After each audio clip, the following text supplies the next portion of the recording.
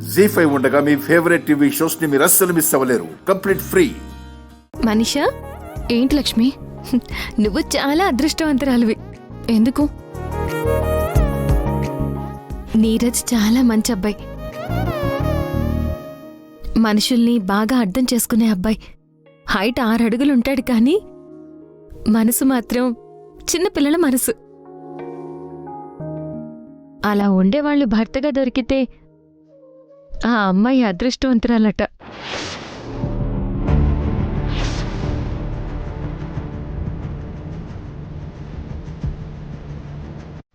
మా తాతయ్య చెప్పేవారు,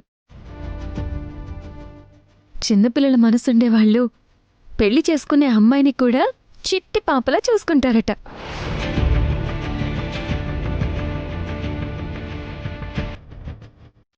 చిన్నపిల్లలు ఆడుకునే బొమ్మని ఎంత పదిలంగా చూసుకుంటారో వీళ్ళు కూడా పెళ్లి చేసుకునే అమ్మాయిని అంతే పదిలంగా చూసుకుంటారట.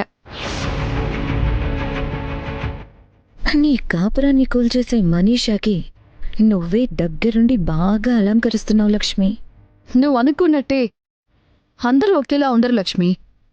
కొత్తగా పరిచయం అయ్యి కొత్తగా జీవితంలోకి వచ్చే వాళ్ళ మనస్తత్వాలు ఎలా ఉంటాయో మనకెలా తెలుస్తుంది?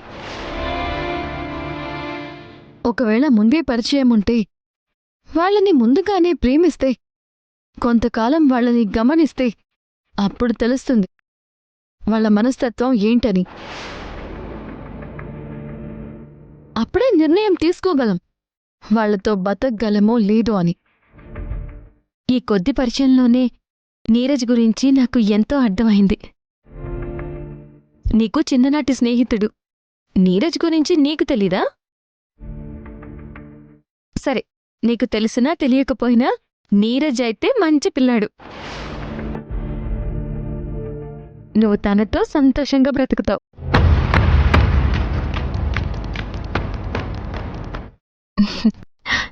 ఇవి నీరజ్ వాళ్ళ అమ్మగారి నగలట. ఆవిడ ఆశీర్వాదం కూడా నీకప్పుడే దొరికేసింది. చూడ్డానికి చాలా చక్కగా ఉన్నావు. ఉండు, నీకు దిష్టి చుక్క కూడా పెడతాను.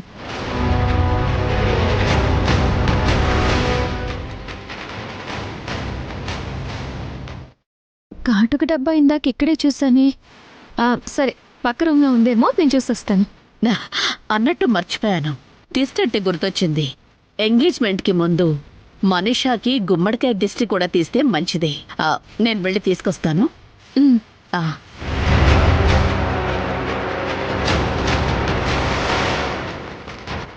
మనీషా, అంతా చూస్తున్న దాన్ని నాకే ఇంత టెన్షన్గా ఉంది.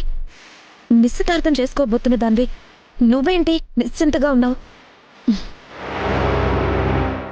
ఎందుకంటే ఈ నిశ్చితార్థం జరగదు కాబట్టి. జీ5 యాప్ డౌన్లోడ్ చేసి అన్ని ఎపిసోడ్స్ పూర్తి ఉచితంగా చూడండి.